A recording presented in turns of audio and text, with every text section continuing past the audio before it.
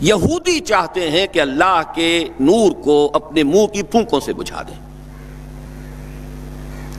تاریخی اعتبار سے سب سے پہلے چلیے اس ماحول میں جب یہ آیات نازل ہوئی ہیں،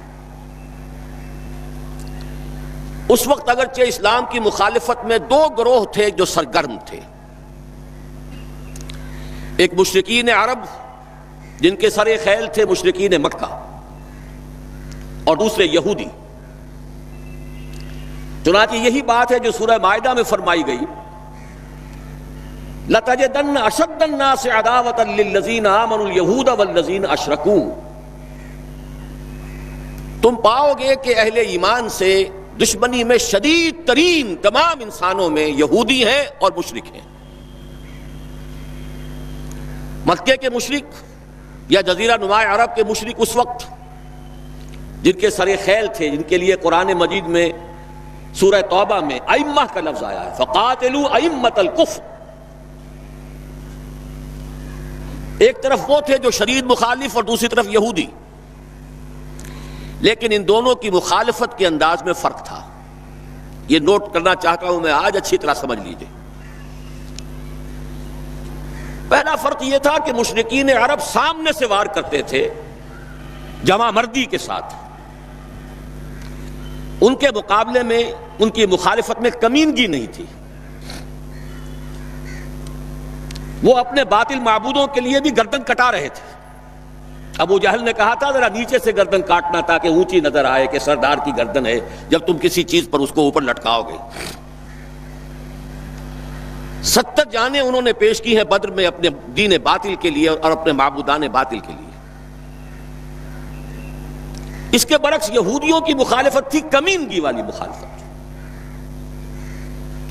ان میں مقابلے کی ہمت نہیں تھی، جرأت نہیں تھی۔ لا یقاتلونکم جمیعا، سورہ حشر میں فرمایا یہ یہودی کبھی تم سے مسلمانوں جمع ہو کر جمعیت کی شکل میں ڈٹ کر میدان میں آ کر مقابلہ نہیں کر سکیں گے، الا فی قری محصنۃ او من وراء جدر، بڑے مضبوط قلعہ بندیوں میں اپنے آپ کو محفوظ کر کے اور فصیلوں کے پیچھے سے، دیواروں کے پیچھے سے، عورتوں کی طریقے سے پتھراؤ کریں گے، اس کے سوا کچھ نہیں کر سکتے۔ تو پہلا فرق یہ تھا کہ مشرکین مکہ اور مشرکین عرب بالعموم مخالفت کر رہے تھے، لیکن ان کی مخالفت جمع مردوں والی مخالفت تھی، سامنے کے دشمن کی حیثیت سے کھلم کھلا علی الاعلان، جبکہ یہودیوں کی مخالفت میں کمینگی تھی، سازشی انداز تھا، خود لڑنے کی بجائے دوسروں کو ابھار ابھار کر لاتے تھے۔ اور دوسرا بڑا فرق کیا تھا؟ اس پہلے فرق کو تو نمایاں کیا اسی لفظ سے کہ گویا کہ اپنے منہ کی پھونکوں سے بجھانا چاہتے ہیں۔ ابو جہل بھی بجھانا چاہتا ہے اللہ کے نور کو، لیکن اپنے زور بازو کی بنیاد پر۔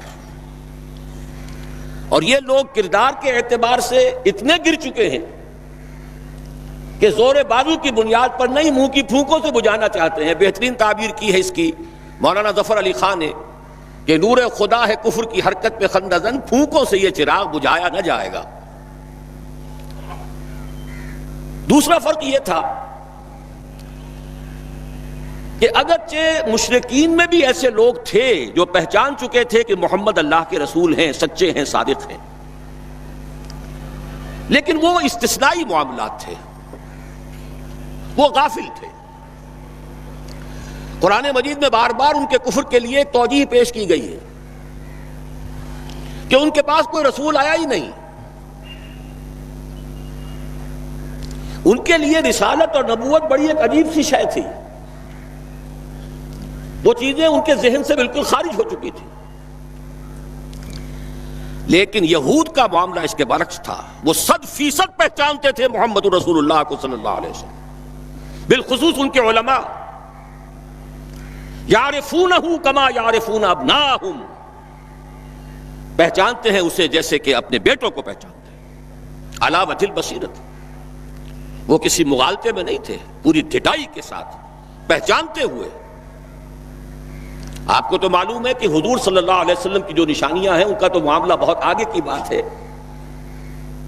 حضور کے ادنا رفقا کا معاملہ کیا تھا کہ حضرت عمر رضی اللہ تعالیٰ عنہ کے بارے میں پوری ان کی صفات ان کے ہاں موجود تھیں، اور عیسائی علماء نے ان کے ساتھ ٹیلی کر کے ہی حضرت عمر کو سامنے کھڑے ہو کے دیکھ کر اور پھر جو ہے یروشلم کا قبضہ دیا تھا کہ ہاں یہ وہی درویش بادشاہ ہے جس کا ذکر موجود ہے ہماری کتابوں میں کہ یروشلم اس کے ہاتھوں فتح ہوگا۔ تو یہ دو فرق ذہن میں رکھیے، یریدون لیطفئوا نور اللہ بافواہہم واللہ متم نورہ۔ دوسری بات جو سوچنے کی ہے اس آیت میں کہ نور اللہ سے مراد کیا ہے؟ اللہ کا نور ایک اعتبار سے ذہن منتقل ہوتا ہے قرآن حکیم کی طرف۔ نور اصل میں قرآن مجید میں ہدایت کے لیے بھی آتا ہے، تورات کے لیے آیا فیہا ہدی و نور، انجیل کے لیے آیا فیہ ہدی و نور، روشنی ہی سے انسان راستہ دیکھ سکتا ہے۔ الہدا قرآن حکیم، ہدایت کاملہ، اس کے لیے خاص طور پر لفظ آیا ہے۔ سورہ تغابن میں فرمایا فآمنوا باللہ ورسولہ والنور الذی انزلنا واللہ بما تعملون خبیر۔ ایک مفہوم تو یہ ممکن ہے قرآن مجید کے اس اصول کے تحت کہ القرآن یفسر بعضہ بعضا، ویسے یہ کہ اس کا عام مفہوم اسلام، ہدایت، جس معنی میں چاہے لے لے، لیکن میرا ذہن زیادہ جس چیز کو قبول کر رہا ہے وہ ایک ایسے شخص کی تعبیر ہے جو اگرچہ کوئی معروف عالم دین نہیں تھا، میں نہ عارف نہ مجدد نہ محدث نہ فقیہ، اقبال اپنے بارے میں صاف کہہ رہا ہے، میں نہ عارف نہ مجدد نہ محدث نہ فقیہ، لیکن واقعہ یہ ہے اور آپ کے علم میں ہوگا، میرا موقف یہ ہے اس دور میں قرآن مجید کا نور بصیرت اللہ تعالیٰ نے بڑے وافر پیمانے پر انہیں عطا کیا تھا۔ انہوں نے تعبیر کیا ہے اس نور کو نور توحید سے، چنانچہ یہ اتمام کا لفظ اس کے ساتھ واللہ متم نورہ، جواب شکوہ کے شعر میں کہ وقت فرصت ہے کہاں کام ابھی باقی ہے، نور توحید کا اتمام ابھی باقی ہے۔ واللہ متم نورہ ویابی اللہ الا ان یتم نورہ، یہ بھی نوٹ کر لیجئے، عربی زبان میں شدید تاکید کرنی ہو تو اس میں فاعل کی شکل میں لایا جاتا ہے، واللہ یتم نورہ بھی ہو سکتا تھا، نہیں واللہ متم نورہ، کر کے رہے گا۔ اور پھر اس کو منفی اسلوب میں بھی بیان کر دیا تاکہ کوئی شک و شبہ نہ رہے، مثبت بھی آ گیا واللہ متم نورہ، اور منفی ویابی اللہ الا ان یتم نورہ، اللہ کو ہرگز منظور نہیں ہے مگر یہ کہ وہ اپنے نور کا اتمام فرمائے۔ وقت فرصت ہے کہاں کام ابھی باقی ہے، نور توحید کا اتمام ابھی باقی ہے۔ میں چونکہ یہاں اسی تعبیر کو اختیار کر رہا ہوں، اس کے اعتبار سے ایک سوال پیدا ہوتا ہے، کیا نور توحید کسی بھی اعتبار سے نامکمل تھا، ناقص تھا، جس کے اتمام اور تکمیل کی ضرورت تھی؟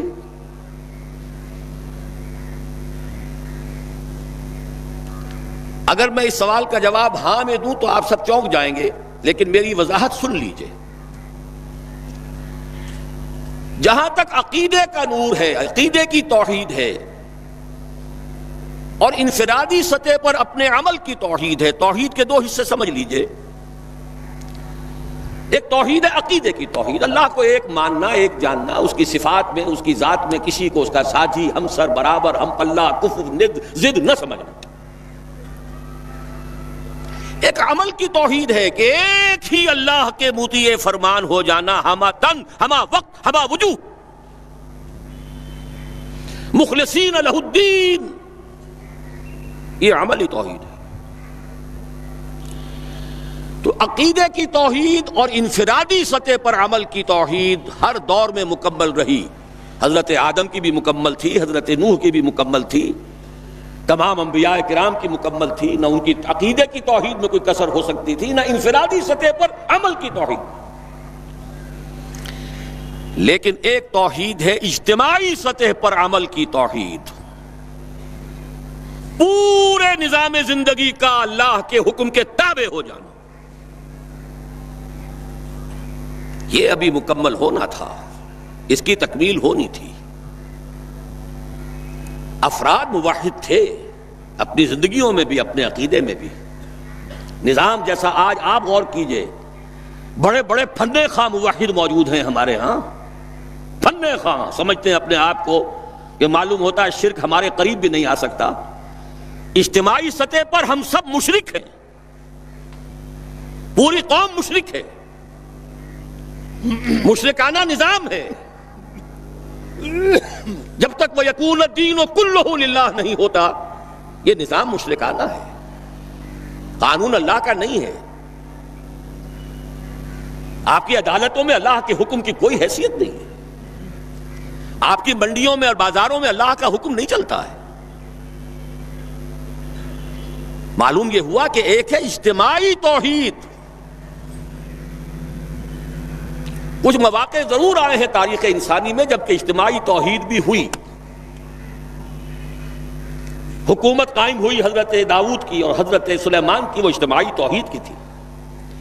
لیکن ایک بات نوٹ کر لیجئے گا، یہ میرا اصل میں کل کی تقریر کا موضوع ہے. یہ کام تاریخ انسانی میں صرف ایک مرتبہ ہوا ہے کہ ایک فرد واحد اپنی دعوت کا آغاز کرے اور تمام مراحل سے گزار کر اپنی اس دعوت اور تحریک کو اور توحید کامل تک معاشرے کو پہنچا دے. یہ اس سے پہلے کبھی نہیں ہوا. حضرت داؤد کو تو راہ چلتے حکومت مل گئی تھی، جنگ تو ہو رہی تھی حضرت طالوت اور جالوت کی. وہ تو ایک گڈریا اپنا گوپیا لے کر آ گیا ہے وقت پر اتفاقاً، اور اس گوپیے کی جو پتھر تھا وہ جالوت کے آنکھوں کے اس کی زرہ میں جو سوراخ تھا اس میں سے ہو کر اس کے بھیجے میں گزر گیا، مارا گیا، حکومت مل گئی. کیا حضرت داؤد ایک داعی کی حیثیت سے سامنے آئے تھے؟ کیا انہوں نے اپنی کوئی جماعت بنائی تھی؟ کیا ان مراحل سے گزرے تھے؟ قطعاً نہیں. صرف ایک مرتبہ ہوا ہے تاریخ انسانی میں، اور وہ محمد الرسول اللہ صلی اللہ علیہ وسلم. فرد واحد سے بات شروع کر کے یہ جو آتا ہے خطبات جمعہ میں آپ سنتے وحد اللہ، توحید باب تفصیل سے، اور اپنی توحید کو خالص کرو اور خالص کرو اور خالص کرو اور خالص کرو، شرک سے اسے ہر اعتبار سے پاک کر دو. یہ تو پوری زندگی کا لائف لانگ ایفرٹ ہے. آخری امتحان توحید کا جو لیا ہے ابراہیم کے رب نے. دیکھیں اس بوڑھے کے دل میں کہیں اپنے بیٹے کی، اکلوتے بیٹے کی محبت تو ہم سے زیادہ نہیں ہو گئی. کیسے کیسے امتحانات سے گزر چکا وہ بوڑھا، کیسے کیسے امتحانات. لیکن آخری امتحان دعائیں مانگ مانگ کر بیٹا لیا تھا. فلما بلغ معه السعی، اور جب اب ذرا ہاتھ بٹانے کے قابل ہوا، کہیں اس کی محبت ہماری محبت سے زائد تو نہیں ہو گئی. انی ارا فی المنام انی اذبحک فانظر ماذا تری. اسی لیے جو آتا ہے قرآن مجید میں بار بار حضرت ابراہیم کے لیے آخری سند کے الفاظ آتے ہیں وما کان من المشرکین، شرک کے ہر شائبے سے پاک. تو یہ توحید عملی اجتماعی سطح پر ہونی باقی تھی. اس کا تعلق ہے اگلی آیت سے. یہ کب ہوگی؟ هو الذی ارسل رسولہ بالہدی ودین الحق لیظہرہ علی الدین کلہ ولو کرہ المشرکون. اللہ نے اپنے ان آخری رسول کو محمد صلی اللہ علیہ وسلم کو تو بھیجا ہی ہے الہدا، وہ دین حق اور الہدا اور دین حق دے کر، تاکہ غالب کریں. جب تک دین غالب نہیں توحید ناقص ہے. عقیدے کی توحید ہو سکتا ہے کہ ہو، انفرادی سطح پر بھی ہو سکتا ہے. ایک آدمی جہاں جہاں بھی اللہ کا حکم مان سکتا ہو مان رہا ہو، لیکن آخر وہ کسی قوم کا فرد ہے، کسی ریاست کا شہری ہے، کسی خاندان کا فرد ہے، چہار طرف سے جکڑا ہوا ہے رشتوں میں اور تعلقات میں. اس کی زندگی کے کتنے گوشے ہیں کہ جن کو ابھی وہ مشرکانہ نظام اپنی گرفت میں لیے ہوئے ہیں. یہ در حقیقت اسی وقت ہوگا جبکہ اللہ کا دین غالب ہو جائے. هو الذی ارسل رسولہ بالہدی ودین الحق لیظہرہ علی الدین کلہ ولو کرہ المشرکون. مشرک تو کبھی پسند نہیں کریں گے. یہاں ذرا شرک کو سمجھ لیجئے، یہ شرک صرف عقیدے کا نہیں. آج کا سب سے بڑا شرک کیا ہے؟ اللہ کا اللہ کو دو، ریاست کا ریاست کو دو. یہ سیکولر نظام ہے، یہاں پر جو ہے حاکمیت عوام چلے گی. جاؤ مسجدوں میں اللہ کا حکم نافذ کر لو.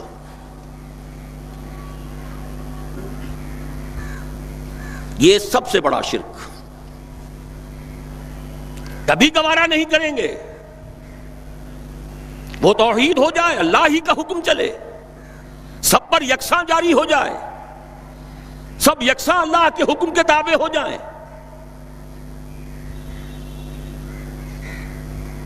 وَلَوْ كَرِهَ الْمُشْرِكُونَ، مشرک کبھی نہیں چاہیں گے، لیکن ان کی مخالفت کے علی الرغم، ان کی ساری ریشہ دوانیوں کے باوجود، ان کی تمام سازشوں کے باوجود اللہ کا دین غالب ہو کر رہے. اب ذرا تاریخی اعتبار سے جائزہ لیجئے. ابھی ہم تھے اس ماحول میں جبکہ ابھی یہ آیات نازل ہو رہی تھی. پہلی بات تو یہ سمجھ میں آ گئی کہ محمد الرسول اللہ صلی اللہ علیہ وسلم کا مقصد بعثت ہے غلبہ دین. یہ نوٹ کرنے کی بات ہے، کسی اور رسول کے لیے اللہ نے قرآن مجید میں یہ الفاظ استعمال نہیں کیے. شاہد سب تھے، مبشر سب تھے، نذیر سب تھے، داعی سب تھے، مبلغ سب تھے، معلم سب تھے، مربی سب تھے، مزکی سب تھے. لیکن یہ کہ هو الذی ارسل رسولہ بالہدی ودین الحق لیظہرہ علی الدین کلہ، صرف محمد کے لیے آئے الفاظ صلی اللہ علیہ وسلم، اور 3 مرتبہ آئے. اب اس کے ساتھ جس کو صغرا کبرا کہتے ہیں لاجک میں پریمیسز، اس کے ساتھ جوڑیے دوسری بات جو قرآن میں 5 مرتبہ آئی ہے، اگرچہ وہ آئی ہے ذرا مختلف الفاظ میں. کہیں فرمایا وَمَا أَرْسَلْنَاكَ إِلَّا رَحْمَةً لِّلْعَالَمِينَ، ہم نے نہیں بھیجا ہے محمد صلی اللہ علیہ وسلم آپ کو مگر تمام جہان والوں کے لیے رحمت بنا کر. آپ کی بعثت جغرافیائی، نسلی، قومی، علاقائی حدود سے ماورا، بالا تر. قرآن میں بقیہ سارے رسولوں کی بات آتی ہے تو کہتے ہیں یا قوم یا قوم یا قوم. نوح نے کہا یا قوم اعبد اللہ، ہود نے کہا یا قوم اعبد اللہ، صالح نے کہا یا قوم اعبد اللہ ما لکم من الہ غیرہ. اور قرآن کہتا ہے یا ایھا الناس، یا ایھا الناس اعبدوا ربکم الذی خلقکم والذین من قبلکم لعلکم تتقون. لیکن صریح ترین جو لفظ آیا ہے وما ارسلناک الا کافۃ للناس بشیرا ونذیرا، ہم نے نہیں بھیجا ہے محمد صلی اللہ علیہ وسلم آپ کو مگر پوری نوع انسانی کے لیے بشیر اور نذیر بنا کر. اب ذرا اس کو جوڑیے، محمد کو بھیجا کاہے کے لیے؟ غلبہ دین کے لیے صلی اللہ علیہ وسلم. اور بھیجا کن کے لیے؟ تمام انسانوں کے لیے. کیا نتیجہ نکلتا ہے منطق سے؟ محمد الرسول اللہ صلی اللہ علیہ وسلم کا مقصد بعثت مکمل اسی وقت ہوگا جب پورے عالم انسانیت پر اللہ کا دین غالب آ جائے. ورنہ بات وہی ہے جو اقبال کا شعر سنا چکا ہوں، وقت فرصت ہے کہاں کام ابھی باقی ہے، نور توحید کا اتمام ابھی باقی ہے.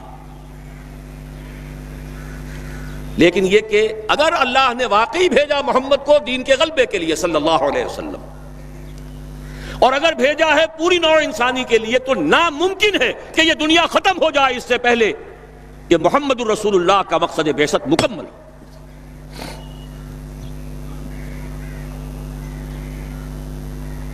یہی بات ہے کہ جس کی خبر پیشن گوئی کے طور پر قرآن میں تو نصوص ہیں، لیکن ان سے نتیجہ نکالنا پڑے گا. منطق، حضور کو بھیجا پوری نوع انسانی کے لیے اور بھیجا غلبہ دین کے لیے، تو مقصد بعثت کی تکمیل اسی وقت ہوگی جبکہ کل عالم انسانی پر اللہ کا دین غالب آ جائے.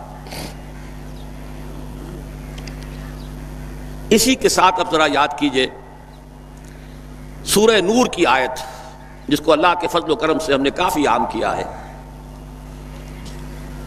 ایک ہی بات ہے لیکن ذرا مختلف اسلوب میں آ رہی ہے. وعد اللہ الذین آمنوا منکم وعملوا الصالحات لیستخلفنہم فی الارض. وعد اللہ الذین آمنوا منکم، یہاں منکم پر ذرا زور دیجئے. کن سے خطاب ہو رہا ہے؟ مسلمانوں سے. لیکن ان مسلمانوں کے لیے دو کوالیفیکیشنز، دو پری کنڈیشنز. اے مسلمانوں، اللہ کا وعدہ ہے تم میں سے ان سے جو ایمان اور عمل صالح کا حق ادا کر دے، انکنڈیشنل نہیں ہے.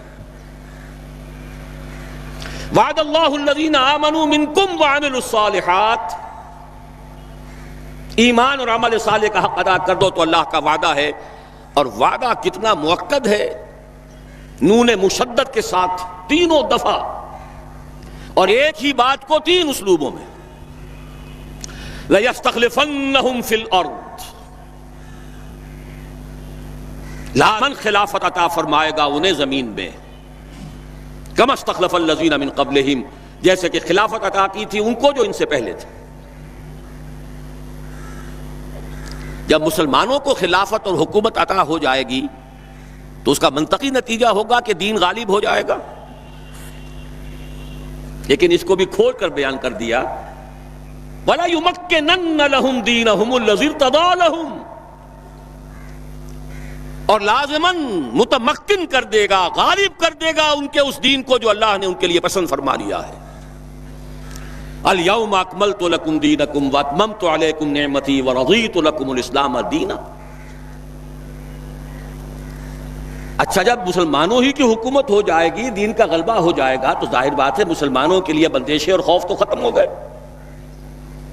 اس کو بھی واضح الفاظ میں وَلَا يُبَدِّلَنَّهُم مِّن بَعْدِ خَوْفِهِمْ أَمْنًا، ان کی خوف کی حالت کو امن اور سکون سے بدل دے گا، کوئی خوف نہیں ہوگا. اب یہاں فرمایا یعبدوننی لا یشرکون بی شیئا، تب جا کر وہ ان کی عبادت اس درجے میں مکمل ہوگی کہ اس میں شرک کی کوئی آلائش باقی نہیں رہے گی. جب تک نظام پورا اللہ کے دین کے تابع نہیں، شرک موجود ہے. عقیدے کا شرک ختم ہو چکا، انفرادی سطح پر موحد بن چکے. لیکن یہ تو تین کام جب ہوں گے کہ اللہ کا دین غالب ہو جائے، اللہ کی حکومت اور مسلمانوں کی خلافت قائم ہو جائے، تب کہیں جا کر وہ بات ہوگی لا یشرکون بی شیئا، پھر شرک کا ہر شائبہ ختم. وَيَكُونَ الدِّينُ كُلُّهُ لِلَّهِ، دین کل کا کل اللہ کے لیے ہو جائے گا.